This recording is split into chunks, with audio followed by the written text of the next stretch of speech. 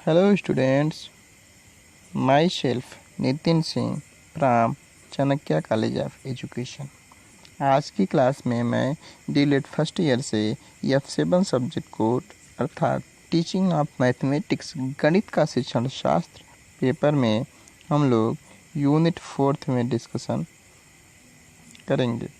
Unit 4 में देखेंगे हम लोग क्षेत्रफल, आयतन, धारिता, समय का मापन कैसे करते हैं। प्रीवियस वीडियो में मापन के दौरान होने वाली गलतियों को हम लोगों ने चर्चा किया था। आज उसी कड़ी में आगे बढ़ते हैं और देखते हैं कि क्षेत्रफल की समझ अपने विद्यार्थियों में कैसे की जाए, क्षेत्रफल की अंडरस्टैंडिंग भिन्न भिन्न गतिविधियों के माध्यम से, अलग अलग प्रश्नों के माध्यम से कैसे किए जाएं, क्या क्या गलतियां बच्चे कर सकते हैं, इन तमाम बिंदुओं को आज समझते हैं। हम लोग क्षेत्रफल के यूनिट्स में देखने का प्रयास करते हैं कि कोई एक प्रश्न होता है, बच्चे उस किस प्रकार से सोच सकते हैं, कैसे लगा सकते हैं, प्रश्नों को बच्चों में सोचने की क्षमताएं क्या है, उस स्तर से समझने का प्रयास करते हैं एरिया में। मान लेते हैं कक्षा 5 में पढ़ने वाली कोई बच्ची है, उसको गृह कार्य दिया गया, अध्यापक ने उसे मापने से संबंधित कुछ सूत्र लिखवाए थे। मापन के दौरान जो क्षेत्रफल की अंडरस्टैंडिंग उसको बताया था, उसमें अध्यापक ने उसको कुछ सूत्र फार्मूले बताए थे। वह उसी की मदद से अपने सवाल को हल कर रही थी। वह दिए गए आयत का क्षेत्रफल परिमाप सूत्र लगाकर हल कर रही थी। अध्यापक ने उसको परिमाप के लिए सूत्र बताया था, उसी सूत्र से वो परिमाप और क्षेत्रफल निकाल रही थी। लेकिन उसे देखा गया, चेक किया गया तो उसने सवाल को कहीं इस तरह से सॉल्व किया था, जैसे ये कोई रेक्टेंगल है, इसकी लेंथ 7 सेंटीमीटर है और ब्रेथ 3 सेंटीमीटर है, और बच्ची ने उसका जो पेरीमीटर निकाला था, फार्मूला उसको अध्यापक ने बताया था, उसने उस फार्मूले के हिसाब से ऐसे पेरीमीटर निकाल दिया था। देख रहे हैं, लंबाई मल्टीप्लाइड चौड़ाई, दोनों को मल्टीप्लाई करने के बाद 2 का गुणा कर दिया गया। इसका मतलब कि इस रेक्टेंगल का पेरीमीटर ये है। देख रहे हैं बच्ची ने क्या सॉल्व किया। और इसके क्रमशः विपरीत या आगे बच्ची ने एरिया भी निकाला हुआ है। लंबाई प्लस चौड़ाई, लेंथ प्लस ब्रेथ को ऐड कर दिया गया।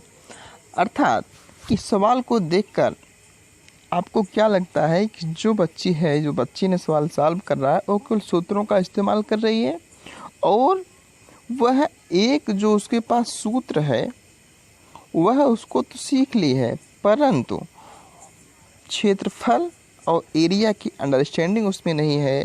अर्थात क्षेत्रफल क्या होता है, एरिया क्या होता है, उसको इस बात का आभास नहीं है। तो उसके लिए आप क्या करेंगे, जैसे बच्ची से पूछा कि बच्ची आप जानते हैं क्षेत्रफल क्या होता है, तो बच्ची ने कहा हाँ, लंबाई प्लस चौड़ाई को ऐड करके 2 का गुणा कर देते हैं। नहीं, शायद ऐसा ही कुछ होता होगा, परिमाप भी लंबाई गुणे चौड़ाई होता होगा। या देखिए, अब बच्ची में के अंदर क्षेत्रफल के बारे में क्या समझ है, उसे कैसे प्रकट कर रही है। उन्होंने बताया कि लंबाई और चौड़ाई को ऐड करके 2 का गुणा कर दिया जाए, या लंबाई और चौड़ाई का गुणा कर दिया जाए, ऐसा ही कुछ क्षेत्रफल होगा, ऐसा ही कुछ होगा शायद। इससे आपने क्या निष्कर्ष निकाला? इससे ये निष्कर्ष निकला कि अध्यापक ने कक्ष में उस बच्ची को सूत्रों से अवगत करा दिया था। उसकी कॉपी में अध्यापक ने सूत्र लिखा दिया था। बच्चे को उसकी अंडरस्टैंडिंग समझ नहीं थी। शायद अध्यापक ने बताया सही होगा, लेकिन बच्ची को उसकी समझ नहीं थी। इस बात से यह स्पष्ट होता है क्षेत्रफल और परिमाप का मतलब केवल एक सूत्र था, जिसको यह अभी तक याद नहीं कर पाई। बच्ची केवल फार्मूलों को देखती थी, उस फार्मूलेज को और अंडरस्टैंडिंग समझती थी। क्षेत्रफल का मतलब ये, पेरीमीटर का मतलब ये, उसके पास उसकी अंडरस्टैंडिंग समझ नहीं थी। अर्थात कक्षा में हम अक्सर बच्चों को सूत्रों का उपयोग करके माप निकालना बताते हैं। ढेर सारे बच्चों को सूत्रों को याद करवाते हैं, रटाते हैं। इसका इस्तेमाल कर पुस्तक में दिए गए सवाल को हल करवा दिए जाते हैं। इस प्रकार से, इस प्रक्रिया से बच्चों में सूत्र रट तो लेते हैं, बच्चों को फार्मूला तो याद हो जाता है, पर वह यह नहीं समझ पाते सूत्र का उपयोग कब किया जाए। कई बार वे बच्चे 2-3 सूत्रों में भ्रमित हो जाते हैं। भ्रमित होने का मतलब कि उनमें कन्फ्यूजन हो जाता है, और बदनिहित का मतलब कि ये लोग उसी में आपस में कंप्लीट हो जाते हैं। कंप्लीट का मतलब कॉम्प्लिकेटेड हो जाते हैं, फंस जाते हैं, अस्पष्ट रह जाते हैं, भ्रम की स्थिति आ जाती है, जिसके कारण वह पूरा सूत्र ही गलत लिख बैठते हैं। इसका कारण यह होता है कि बच्चे मापन के दौरान होने वाली शब्दावलियों में, जैसे क्षेत्रफल, परिमाप, सरफेस एरिया, वॉल्यूम, कैपेसिटी आदि जैसे शब्दों का अर्थ या समझ नहीं पाते। इसकी अंडरस्टैंडिंग नहीं उनमें रहती, केवल उनको नाम पता रहता है, कुछ फार्मूले ही चल जाते हैं। अर्थात सूत्र को रटवाने से पहले, बच्चों को सूत्र को बताने से पहले हम बच्चों को इन शब्दों से परिचित कराना जरूरी है कि एरिया क्या होता है, क्षेत्रफल क्या है, परिमाप क्या है, आयतन कैसे निकालते हैं, उसकी धारिता क्या है। इन सब शब्दों से जब बच्चों को परिचित कराएं, इस बात का हमें ध्यान देना चाहिए जैसे इन सभी को आपस में संबंध एवं अंतर बच्चे स्पष्ट कर सकें, या बच्चों को ऐसे कंसेप्ट दिए जाएं कि इन सब में अंतर और इनमें जो संबंध हो उसको स्पष्ट कर सकें, उसको समझ सकें, इसकी समझ उनमें हो। जैसे कोई भी द्विविमीय आकृति हो, उसका आयत का पेरीमीटर या क्षेत्रफल निकालने के लिए एक बच्चे कंफ्यूज हो जा रहा है, तो इसका कारण हो सकता है कि उसे क्षेत्रफल या परिमाप का अर्थ नहीं पता हो, या उनमें कुछ बातें समान दिख रही हो जो बच्चे को सूत्रों में नहीं बताया गया। सूत्रों में केवल लंबाई चौड़ाई का प्रयोग करके दिखा दिया गया, इसलिए हमें यह भी कह सकते हैं कि सूत्र में बच्चे उलझ गए हैं, बच्चे केवल सूत्र को ही समझते हैं। इसके लिए क्षेत्रफल की को समझाने के लिए हम बच्चे को क्षेत्रफल की समझ कैसे बताएंगे उसको देखते हैं, बताते। इस प्रकार की समस्याएं कक्षा कक्ष में आ सकती है, आती है।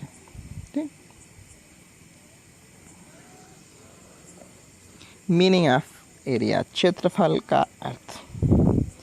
क्षेत्रफल किसी आकृति का द्विविमीय फैलाव होता है। द्विविमीय फैलाव का मतलब उसमें लंबाई और चौड़ाई पाई जाएगी, कोई द्विविमीय किसी, जैसे कभी काल द्विविमीय का मतलब कि लंबाई चौड़ाई न हो करके लंबाई और ऊंचाई हो जाती है।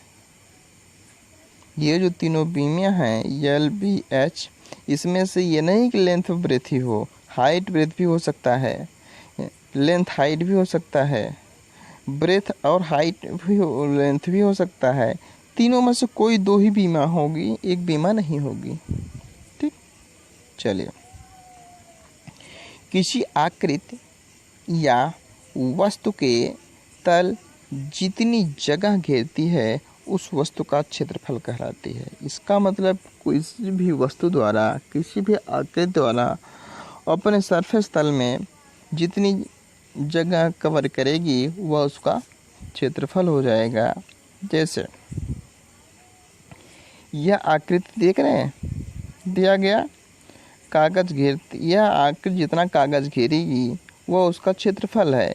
किसी वस्तु के कोई तल द्वारा, किसी वस्तु के कोई तल द्वारा, किसी तल द्वारा, किसी वस्तु के किसी या कोई तल द्वारा घेरी गई जगह को जब हम मात्रात्मक रूप में व्यक्त करते हैं तो हमें सबसे पहले इस बात की आवश्यकता होती है कि उसकी इकाई क्या है, किस यूनिट में हम कर रहे हैं। मात्रा का मतलब अंकों में। जब हम उस किसी भी वस्तु के किसी भी सरफेस पे जब हम उसके घेरी गई जगह को किसी मात्रा के रूप में, मात्रा कहने का मतलब 1 2 3 संख्या के रूप में जब प्रोजेक्ट करते हैं, व्यक्त करते हैं, तो उससे व्यक्त करने के लिए हमें उसकी यूनिट की आवश्यकता पड़ती है। यूनिट का मतलब इकाई।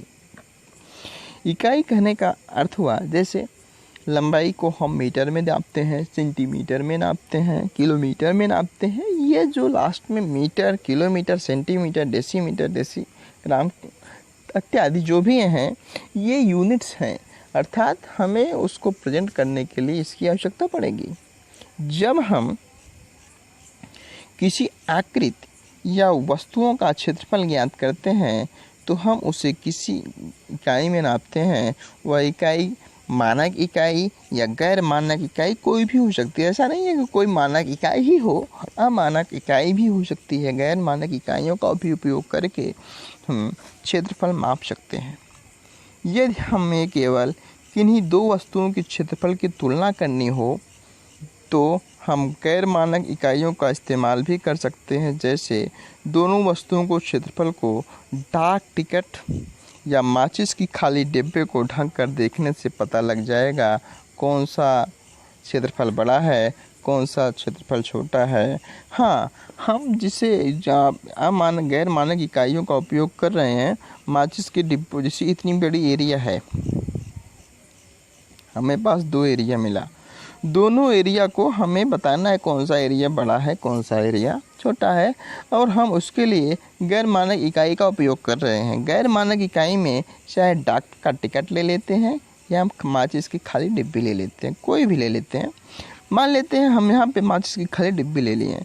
हमने माचिस की खाली डिब्बी से एक डिब्बी ऐसे पुटअप किया, फिर मार्क लगाया, फिर दूसरी डिब्बी के लिए, फिर तीसरी डिब्बी के लिए, ऐसे के लिए ऐसे हमने मेजर कर लिया। मान लिया इतने कवर में 10 माचिस डिब्बी की आवश्यकता पड़ी, मान लिया, और हमने इसको भी इसी प्रकार से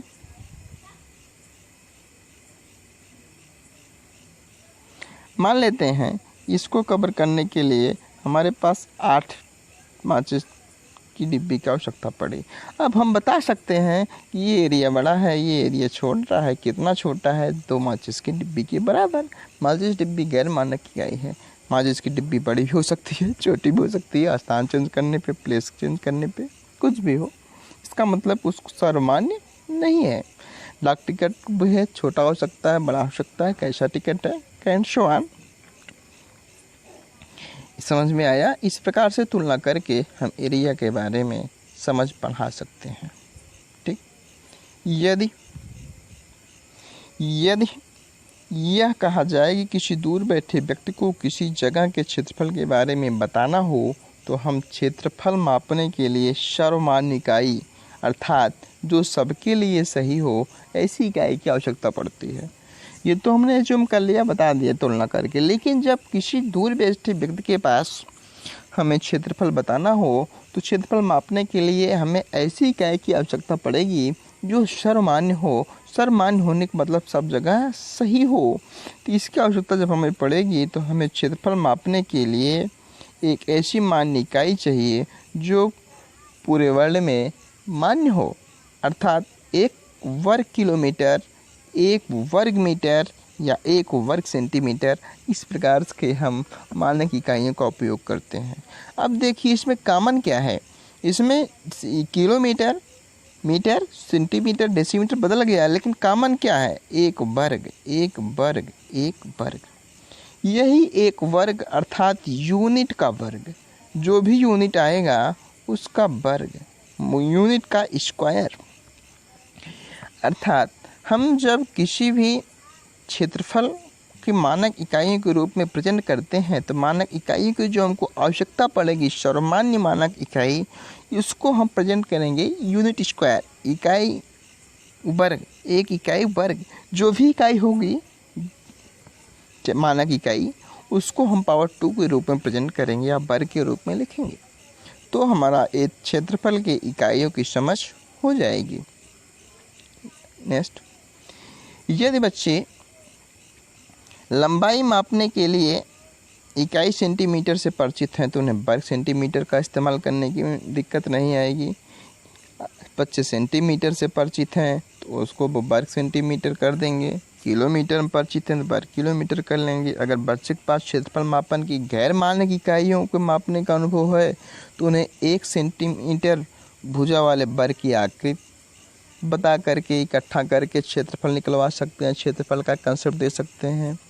इस प्रकार से गतिविधियाँ करा करके धीरे धीरे बच्चों की आकृतियों को देखकर अंदाज़ा लगाना, अनुमान लगाना, इस बात का भी उत्तर देने में समय नहीं लगेगा कि आकृतियों का क्षेत्रफल कितना होगा। बच्चे में जब अनुमान आकलन की क्षमता विद्यमान विकसित हो जाएंगी तो वो देखकर आकलन लगा लेते हैं, बता लेते हैं नहीं इतना एरिया है, इतनी metre square centimetre square area हो सकता है।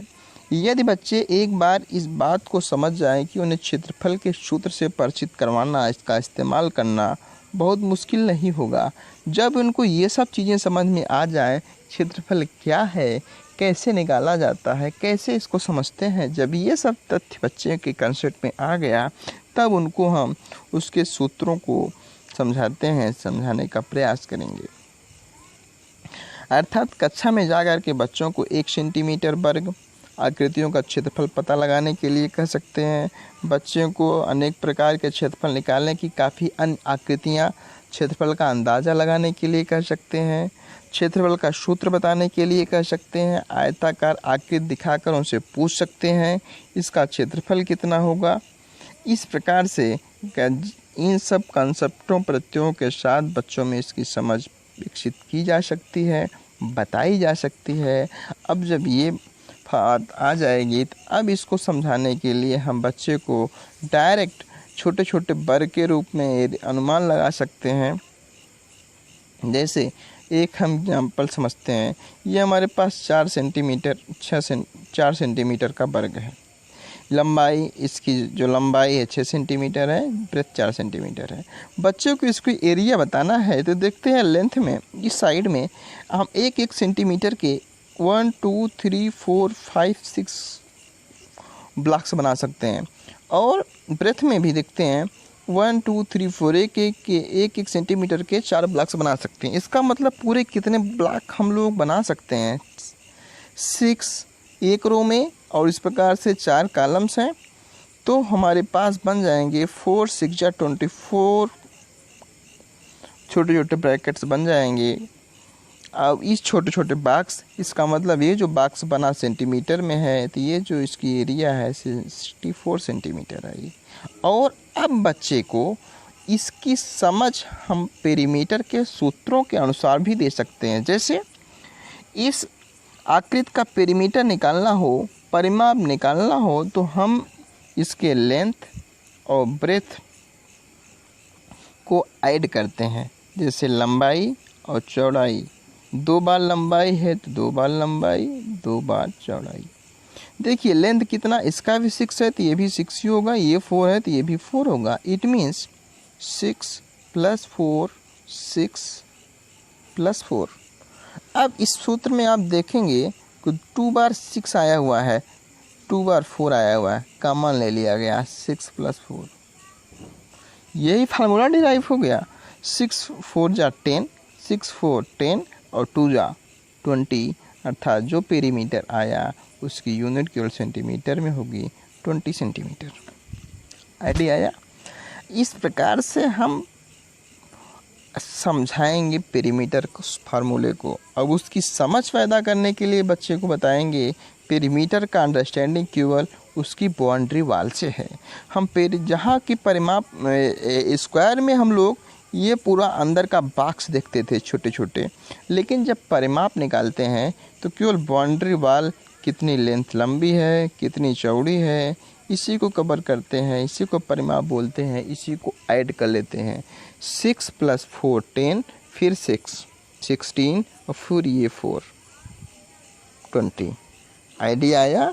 जब ये समझ बच्चों में हो जाएगी, बच्चों में उसके फार्मूलों की समझ भी इस प्रकार से perimeter = P = length 2 × length × breadth, इसका समझ दिला करके इसके भिन्न भिन्न उदाहरण एग्जाम्पल गतिविधियों करा करके बच्चों में इसका कंसेप्ट समझाया जा सकता है, बताया जा सकता है, दिया जाना चाहिए। और एरिया के लिए भी वही करना चाहिए। जब इसकी समझ छोटे छोटे कारणों के रूप में हो जाएगी तब उसके लिए बच्चे को, जब इसकी समझ हो जाए एरिया क्या है, एरिया इसके बारे में बच्चे अनुमान लगा सकें, तब इसके फार्मूलों को बताना चाहिए। कितना लेंथ होगा उतना ब्रेथ होगा, उसका मल्टीप्लाई कर देंगे। जो वैल्यू आएगी उसको हम उसी यूनिट में लगाते हैं। उसी यूनिट के साथ, जैसे सेंटीमीटर है तो सेंटीमीटर स्क्वायर, यूनिट स्क्वायर, ठीक। इसके बाद इस प्रत्यय को बच्चों को समझाना चाहिए। कल इसी कड़ी में हम लोग आयतन, जिसकी समझ की बात हमने देखा। इस प्रकार से ये सब भुजाओं के बारे में पेरीमाप के जो हम लोग फार्मूला का डिस्कशन कर रहे थे, जब ये सब प्रत्यय बच्चों में आ जाए तब पेरीमीटर के फार्मूलोज को समझा करके इसके भी ये फार्मूलों को आना चाहिए। कितने जो आमने सामने की लेंथ सेम है, दोनों लेंथ को हमने ऐड किया, 2 बार लेंथ आया, 2 बार ब्रेथ आया। अब इस प्रकार से दोनों में 2 भुजाएँ आ रही हैं। आमने आयत में, रेक्टेंगल में आमने सामने की भुजा सेम होती है। इस प्रकार से हम इसके प्रत्यय को समझा करके फार्मूलों के रूप में स्पष्ट कर सकते हैं। और अन्य आकृतियों को एग्जाम्पल के रूप में हम अन्य आकृतियों में भी बच्चों को परिमाप निकालने के तरीकों को सुलझा सकते हैं। पूछ सकते हैं कि आप इस आकृति का परिमाप निकालिए, इस आकृति का परिमाप क्या होगा। बच्चे वर्क करके आएंगे, समझ के आएंगे, लेंथ को मेजर करके ऐड करके आएंगे।